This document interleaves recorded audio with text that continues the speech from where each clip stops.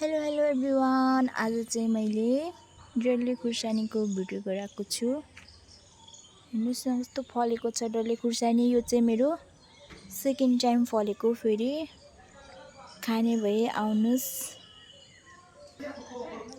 अनि मेरो चाहिँ यहाँ टमाटर नि फलेको छ। अरू चाहिँ यहाँ यस्तो गरेको छु, कलर गरेको छ नि त अहिले। यो चाहिँ फुल्दै छ। अनि यता हेर्नुहोस् हाम्रो बिल्डिङ चाहिँ सब कलर गरिरहेको छ नि त, वाइट अहिले चाहिँ। अनि त्यही भएर सबै सिता परेको छ, वाइट कलर गरेको छ। यता हेर्नुहोस् न कति यता आधा गर्दैछ। यता बिल्डिङ चाहिँ अब गर्दैछ भैयाहरूले। अनि यताको हामीहरूको बिल्डिङ चाहिँ कलर भइसक्यो।